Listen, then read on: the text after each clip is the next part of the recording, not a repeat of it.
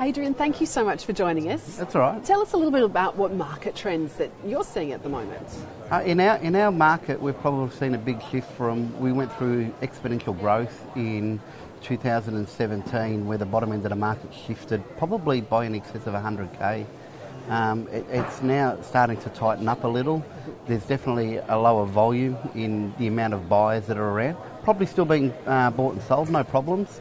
But I think we're seeing a stage where, in our particular market, where the buyers or the first home buyers are starting to be priced out of the market.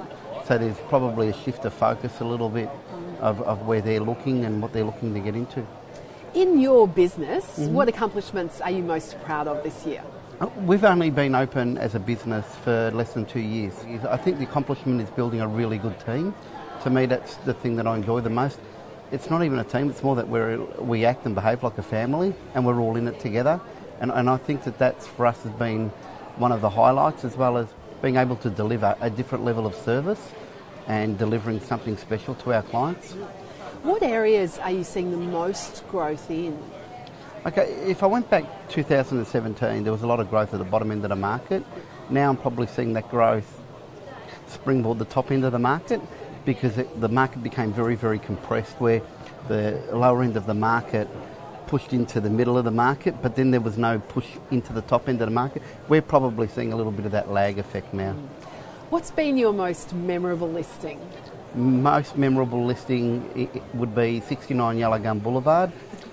Created an estate record by over 300,000, like nothing had ever broken the $1 million category, and we actually sold that property there for $1.25 million, with most people thinking that, $1 million homes weren't really possible in Sunbury on a standard block of land. Fantastic. What do you think vendors are looking for when they're selecting an agent?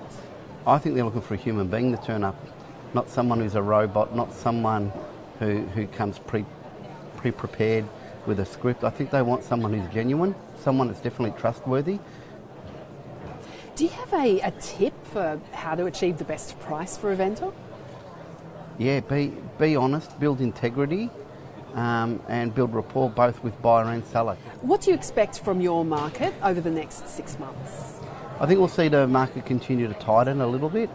I think we'll see the lower end of the market remain more consistent rather than variability that we had, where it moved up and then it moved down. And I expect that the top end will still be where the top end is now, because people are seeing a lot of value moving into the suburb. Why is now a good time for buyers and sellers? It's a great time for a buyer or a seller for a number of reasons. Financially, interest rates are still low.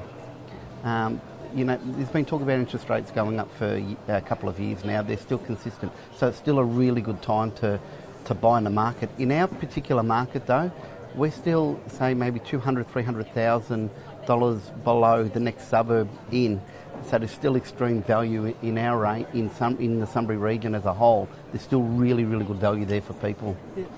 Marketing a property is so important for a vendor to have a successful sale. Why do you think that is? The trick is with a property is we can all sell a property in 1 day, 3 days, 5 days. But do we capture the whole market? Do we cast a net wide enough to get them that buyer that will allow us to extract the best possible price for their home? That's why marketing becomes really, really important. It's how you direct the marketing. And marketing is it's a very loose term. For a lot of people, marketing is a signboard, it's a brochure, it's position on the internet, yet it's a lot more than that. And the way the digital evolution of marketing and the platform's expanding, you have to be socially aware of that. What's your goal for every vendor marketing campaign that you run? For every vendor marketing, it should deliver the best possible price and the best possible outcome for them. It's simple. There's no need to complicate it. How have you generated the most interest in a property? What marketing did you use? I think consistency in marketing.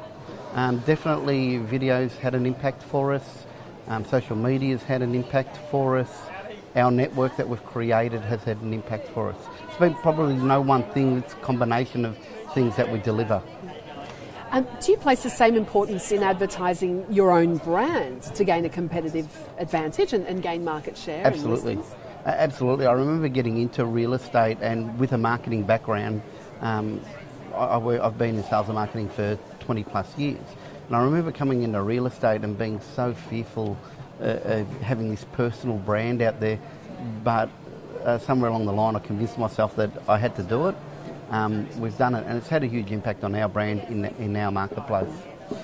46 of the top 50 advertisers in Australia use print advertising. Why do you think that is?